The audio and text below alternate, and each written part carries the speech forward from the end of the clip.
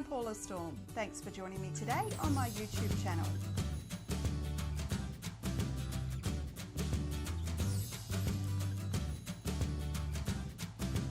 Okay, let's get started on row 3. Now this week we're doing the Wings of Eagles foundation paper pieced block. Now this is a bit different to normal foundation piecing and hopefully you'll find it a bit easier. So head on over to the blog if you aren't already there and print out this PDF.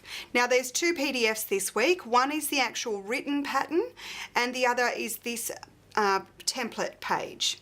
So you'll need both of them, so print off both and then you're ready to go. Now first up we need to make a template. Now we're using a freezer paper technique which I found is a lot easier than the traditional sewing through paper pattern. So that's what we're going to do. We're going to take a light box if you've got one. If you haven't got one, just pop it up against a window or something and that'll help you trace it off nice and easy. Now on this pattern page I've also printed out a 1-inch square. Now this is just a guide for you to make sure that the pattern is actually printed at exactly the right size. So take a ruler and just measure that 1-inch square to make sure it's the right size. Another way to check is to just make sure that this block is exactly 4.5 inches because that's what we need to make sure it's really nice and accurate. So what we can do is we can place the freezer paper. Oh, before we go on, I just wanted to mention what you need to do with your freezer paper is you need to take it to your ironing board first and you need to iron it onto the ironing board.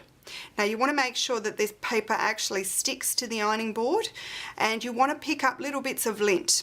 So peel it off the ironing board and iron it again a second time to make sure that one, it picks up little bits of lint, because if it doesn't pick up that lint it's going to actually stick to your fabric and it's going to pull out your, it's going to fray the raw edges. The other reason is you just want to pre-shrink this paper. So make sure that you've ironed it to the ironing board and then we can trace out our template. Now I'll pop on my, my light. As I said, you want to make sure to start with that you have a 4.5 inch square. And I actually use my ruler, even on the light box, I use the ruler to make sure that I get a perfect template. Now you want to mark all of the lines that are on this this template onto the freezer paper because we're actually not going to use this pattern page, we're going to use the freezer paper for the whole block. So we'll draw that line first and I'm just going to draw my 4.5 inch square. I'm going to line it up with the lines I've already drawn and then I can just draw around the ruler. So I'll just trace this out and then we'll come back and show you what it looks like. Okay, so there's all my lines drawn. Now, as I said, I want you to make sure you put in all the markings. So you want to put this, that means plus seam allowance. So I want to make sure I don't forget. And I'm also going to put in the colours and what each colour of the square is supposed to be. That's going to make it much easier when it comes to actually sewing to not have to look back and forth and make sure you've got the right colour. Now what I've done with the template is given you the extra seam allowance on the outside of the block. You don't technically need to put that in, but I just find that I find it easier when it comes to sewing all 4 blocks together to make sure I have that marked in. Okay, I've missed this one, so that one needs to be white. Alright, so that's all the markings done. Now with this block, basically it's just a complicated 4 patch. So we need to make exactly this design 4 times, a total of 4 times to finish the block. So if you want to, you can actually trace out 4 freezer paper templates and that's actually what I usually do, and by doing that it just makes the construction phase a bit quicker. So if you want to trace out 4, but technically you really only need 1 because each of the 4 blocks is identical. Now this week we need to make a total of 7 blocks and then we're also going to have a strip of grey or whatever your background colour is on either end, and that's just going to make this block or this row the exact same length as the first 2 rows that we've already done. If you found when you put together your first 2 rows that they were a bit different, a bit off in length, I would wait to cut those other 2 background fabric strips until the very end and make sure that you cut them to the right size. Okay, so that's our template. Now I'm going to put this away and I'll grab out the other things that we're going to need. Okay, so first up we're going to need 8 strips of fabric. This is the background fabric and we need 8 in total, and they are 2 inches by 5 inches, and that's what we're going to need for one block. So for the whole row you need 56 2-inch by 5-inch strips, but for just one block we need 8 of these. So that's the background fabric. Now we also need, I've called it the white fabric, and I've used this fabric here. Now for each block we need 2 of these squares that measure 5 inches, and from the exact same fabric we also need 4 strips that measure 2 inches by 3.5 inches. So that's what I'm classing as my white fabric. And then we need our coloured fabric. And our coloured fabric that I'm using is this one here. We need 2 4.5-inch squares, and we also need 2 2-inch squares. Now with all of these big squares, so this coloured squares and this white fabric, we actually need to cut them, I'll get them out of the way, we actually need to cut them on the diagonal.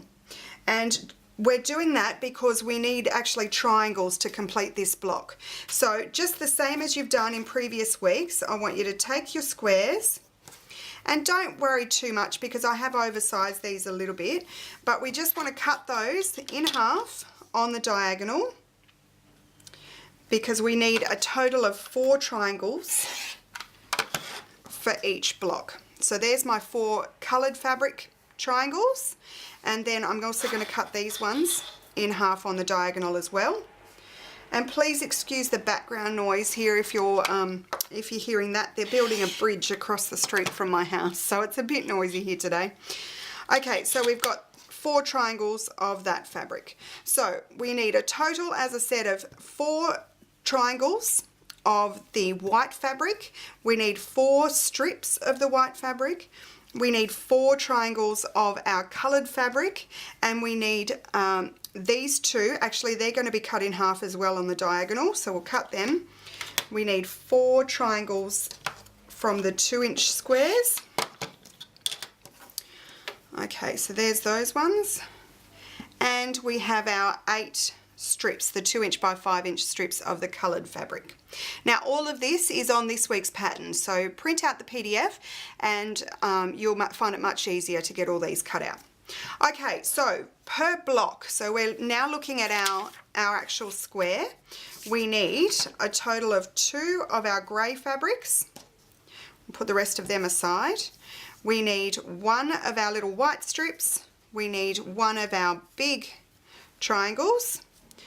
We also need 1 of the small triangles of the coloured fabric, and we need 1 of the big coloured fabrics. Okay, so I'm going to put all my fabrics to the side. Now what I want to do is trim up this square. So I'm going to take my ruler, and you do want this to be a perfect 4.5-inch square so that your block will come out perfect. So I'm going to trim off those sides. And now I'm going to trim off these sides, make sure it's accurate. The whole thing with foundation piecing is the more accurate you are with your template, the better your block's going to come out in the end. So try and be nice and accurate. Okay, now the next thing we need to do is we need to put a fold on each of the lines. So every single line that you have on this template, you need to pre-fold. Now, with normal foundation piecing, you're actually sewing through the paper. With this technique, we're actually not sewing through it. We're going to sew right next to the line. So that's why we want to put in our pre-folding lines. Now you can use your add a quarter or you can use your normal ruler for this, but what I do is I'll just lay my ruler on the line, and then I just lift up the fabric and I use my fingernails to put a crease in that paper. So give it a good press, make sure that that fold is in there. And then I'm going to spin it around and I'm going to fold this one. Now you'll notice there's no line through the center there. We're going to fold it anyway because we've got to fold up here and we've got to fold down here. And it's not going to matter if there's an extra fold. So just go ahead and pop that fold, that crease in there. So once again, we fold that one. And give it a good press with your fingernails because you don't want to lose those creases. Now I'm going to fold this one here. Now once again I'm going to go right through, even though there's no fold out there, I'm going to fold it all the way through. And the reason for this, it'll become quite clear when we come to actually stitch. So we fold on that line and we've got this last one here. We'll fold through there as well. There we go. And make sure it's on that line. Okay, so we've put all the folds in. Now the final thing we need to do with our template is actually cut it in half. Now you'll notice on the pattern piece that the line that we're cutting is the pink line. So you'll see a dashed line there. That's the one we want to cut on. It actually goes right through the block because we're actually going to work on this block in halves. So I'll line that up nice and accurately and we'll cut that out. Now, as I said, you technically only need one block to make this whole row, but I find it quicker to sew in batches. So if you want to, make 4 of these. And once you're up to this stage, we're ready to sew. Okay, so let's get started. I've got my 2 templates here. I'm going to start with this one here because it's a little bit more straightforward for you to see first up.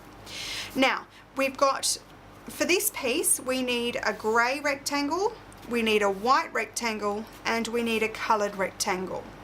So what I'm going to do first is grab out my grey rectangle, there's that one. Then I've got my white rectangle, there's that one, and I've got my coloured triangle. So they're the 3 pieces that I need to make up this one piece. Now I'm going to start with my grey rectangle. Now keep in mind here the tips that I wrote down on the PDF. First tip, we're working in reverse. So I need to flip my fabric over because we want the right side facing down. Second tip, we're always ironing the wrong side of the fabric to the freezer paper. So I'm going to take this piece of freezer paper, place it on top of my grey fabric, and I'm ironing the wrong side of the fabric to my freezer paper. So I'm going to iron that on, and I just want the freezer paper to stick where it says grey. Okay, so there's my first piece. The next tip is we're always sewing our fabrics right sides together.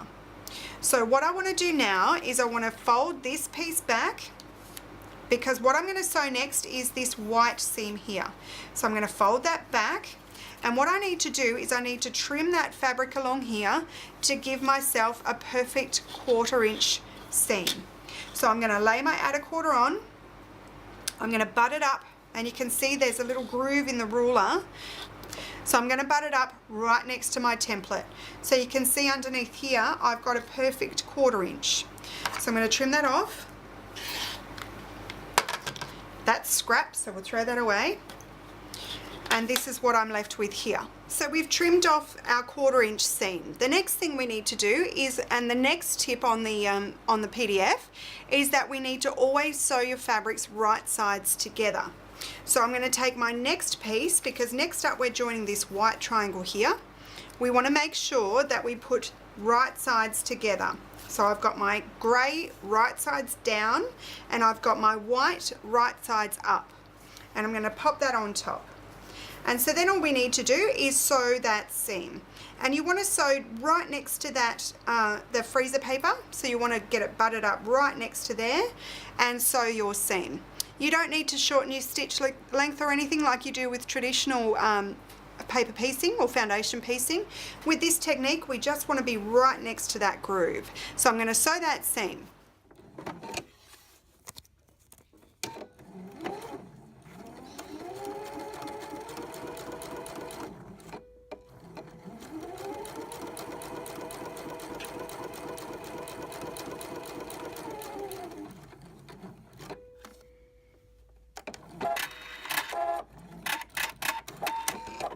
Okay, so we've sewn that seam, and you can, I think you can see there, we've got it right next to the paper. Now what we need to do is we need to fold back that seam. So I'm just going to open up my paper and I'm going to flip it over to the wrong side. And what you should be looking at is 2 pieces of fabric, both right sides together. If they're not right sides together, then you've made a little bit of a boo-boo and you'll have to unpick that seam. So do that before you trim it. There's nothing worse than running out of fabric. Okay, so I'm going to fold my fabric back and I'm just going to finger press and run it along my fingernail like we did with last week's block. I'm just going to run my fingernails across there, flip it over to the right side, and then, or the wrong side of the fabric, right side of the template, and then I'm just going to give that a press, because what I want to do is I want to stick the freezer paper to my fabric. Okay, so you can see now that's stuck really quite well. When you flip it over, you should have 2 pieces of fabric that are both facing out, right sides facing out. Next thing we need to do is we want to sew our coloured triangle onto this seam here. So I'm just going to fold that back, and once again we need to go to our cutting mat and take the outer quarter ruler and pop that on. And once again I'm butting it up next to the template, the little groove there, and I'll trim that off. Like so. That's scrap, we can throw that out. Okay, so that's what we're left with. We've got our white and grey fabrics sewn together, right sides, and we've got our trimmed edge here. And once again, that should be 1/4 inch from your paper. The next job is to take our coloured fabric. And remember, tip number 3, always sew your fabrics right sides together. So we've got our fabric right sides down, that's already on the template, and we've got our good fabric, our coloured fabric, right sides up. Don't have it right sides down, we want it right sides up. Okay, now this is where it gets a little bit tricky, because what you're going to want to do is you're going to want to join it onto the longest edge. So you're going to want to put it down like this. Okay, this is going to be wrong, because see how we've got the little triangle here of our freezer paper sticking out the edge. So this is the actual coloured piece I'm talking about. When that's folded over, see how there's no coloured fabric out the edge here? So that's actually going, when we sew that and press it open like this, I'll just see if I can do it. When we press it out, see how there's no fabric covering the template? That's going to be a problem. So what we need to do, we'll flip it over again. I'm just going to fold that back. I'm going to turn that around. So I've got it on the long side. That's wrong. See, there's no fabric out here. If I spin it around that way and I line it up on the edge, once again, there's no fabric out here. So that's going to be wrong. If I spin it one more time and line it up across the top there, see how now we've got coloured fabric all the way around that template. That's what we need. So we're going to line it up across the top here. Make sure that there's extra coloured fabric all the way around. So we've got that underneath there all the way. And then I'm going to sew across that top seam. So I'll just repeat that. If you've got the fabric like this lined up across that edge and you've got it no coloured fabric underneath, then you've got it folded the wrong way. So spin it around until you see that there is coloured fabric underneath the template every time, and that's the right way to sew. So we're going to sew across that edge.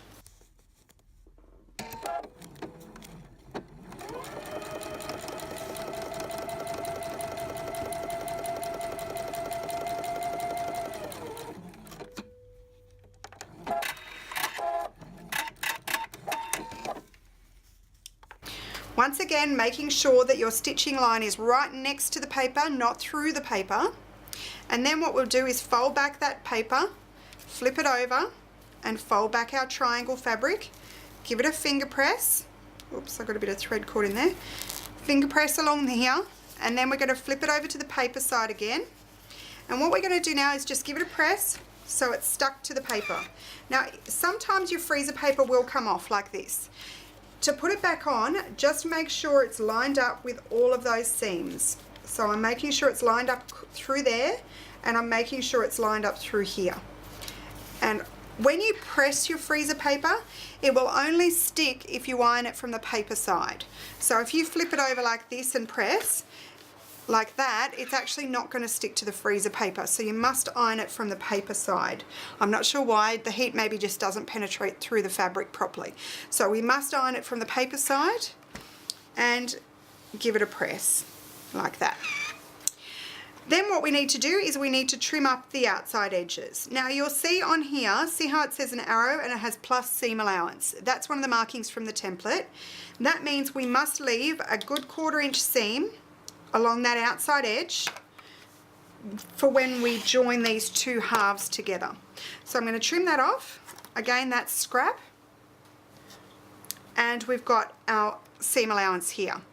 Now on these two sides, you'll notice that I've already included the seam allowance. So when it comes to trimming those two edges, you actually don't need to add a seam allowance. So you can trim it perfectly with the paper. So trim that edge, spin it around and trim that edge. Oops. And trim that edge there. Okay, so that's our scrap. Once again, throw that away. Okay, and so this is what we're left with. So we've got the colour underneath the colour, we've got a seam allowance over here, we've got our white and we've got our grey. When I flip it over, that's half of your block. So see how nice and neat and perfect it is. Now another thing I wanted to mention was with this block, I've actually got the seam allowance of this white fabric and the grey fabric pressed towards the white. Now that'll be important with the next half. So now we need to take our second half and we need to repeat that process. First up, we need to do this smaller edge here. We need to attach the grey and the coloured pieces. So again, I'm going to take my grey fabric, I'm going to put it right sides down onto the ironing surface, and I'm going to take my template and I'm going to iron that on. So iron that from the paper side, and now what we need to do is join this coloured piece. So I'm going to fold that back like so, and I'm going to trim along that edge where the coloured fabric needs to go. So once again, use the outer 1/4 and add your 1/4 inch seam. This is scrap, and we need to take our coloured triangle. Now this time we are adding it along that long triangle edge, along the longest side. So I'm going to pop that on there, line up my 2 1/4 inch seams, line up my 2 edges, and I'm going to stitch that seam together. Now I'm not sure if I mentioned it before, but we don't need to adjust our stitch length with traditional foundation piecing. Because we're not sewing through the paper, there's nothing to tear out, so we can just use our regular stitch length. Okay, so there's that seam. Now what we want to do, fold your fabric out, or your paper out like normal, flip it over to the right side, to the fabric side, fold that fabric back, give it a finger press, and then flip it back to the paper side. Once again, iron it down to keep the fabric and the paper together. Okay, next job is to join our white triangle. So we've got that one here. So I'm going to fold that back, and I'm going to trim off my seam allowance here, give myself a 1/4 inch. That's scrap, we'll throw that out. Okay, so now we need to work out, once again, we've got right side facing up, that's so important. We've got right side facing up. Now, if I pop that on like that, and I sew across here, once again, see how there's no fabric underneath the triangle. This is the triangle when it's folded back. So you must have fabric underneath when it's folded back. So if I try spinning it around along that edge, once again, there's no fabric out here. Spin it one more time, and when I lay it across the top edge there, perfect. See, we've got the fabric underneath. So once again, we've got right sides together. I'm going to sew across that seam. Okay, so we've sewn that seam. Once again, fold that back, do your finger press, and then Now, the trick here is that we need this seam allowance to go in the opposite direction. So when I've finger pressed it like this, what I want to do is just peel it back off the freezer paper a little bit and poke that seam allowance underneath. And what that does is it pushes the seam allowance that way towards the grey and the coloured triangle. So when we flip it over, see how the seam allowance is going towards the grey? That's very important for the next step. So I'm just going to iron that back down, give it a good press, and there we go. That's our next piece. So what we want to do is trim up our 1/4 inch across the edge here, because we need to join these two halves together. So we'll cut that edge. And then once again we're going to trim off these two edges, and we're going to cut those neat with the edge of the paper, because we don't need to add a seam allowance here. So we'll trim that one up, that goes in the bin. Trim this one up, like so. And there we have our two halves, like this. Now, because we folded that seam allowance back towards the outside rather than the inside, when I put these two right sides together, I'm going to be able to nest that seam up the top here. You'll notice that they'll just sit together beautifully. I'm not sure if you can see on camera there, but they will just nest perfectly, so you'll get a perfect point. Now, the other thing to do is you want to line up the outsides, make sure it's perfect and square, and then we're going to take that to the machine and stitch that seam. Okay, so we've sewn the two halves together. Now what we want to do is just give it a final press. Now I like to have the big white triangle on top, and I'll just fold that back and give it a press. And I do usually leave the freezer paper in here at this step, because I find I get a much neater finished square. So there's our square. So now I can peel the freezer paper out, like so. And you can reuse that over and over and over again. So as I said, you really only need one per row, but I usually make up 4 just to make this process a bit quicker. So there we go, there's our finished square. Now I'm just going to trim off those little points, like that. And this one, trim it under there, just to make it a bit neater when the whole block goes together. Okay, now here's some I made earlier. So we've got our 4. You need to make up 4 of these squares, because as I said, this is basically just a 4 patch. And what we're going to do, if you've pressed all of your seams in the exact same way, when you put them right sides together, they are once again just going to nest beautifully in the centers. So I'm going to flip that one over, and when I stitch that, this seam in the middle here, down here, is just going to nest beautifully. So you can stitch that seam, then press it to one side, do the exact same thing with this half, put them right sides together and sew down here, and then you'll just stitch your two halves together. And that's it. So I might do that and I'll bring it back and show you what it looks like. Okay, so I've joined my two halves together, and let's have a look. Okay, now you'll notice here, you may be able to see it. See how there's a little bit, it's a little bit off. I didn't get my points perfect right in the middle there. Now one half, this side is quite good. This one is a little bit off. I'm going to show you a little trick. If I spin that around and I press whichever side is a little bit off, if I press the seam allowance to that side, when I give it a little press, you'll notice because of the bulk of the seam and because I'm pressing it back, that actually it will actually look perfect once I've pressed it.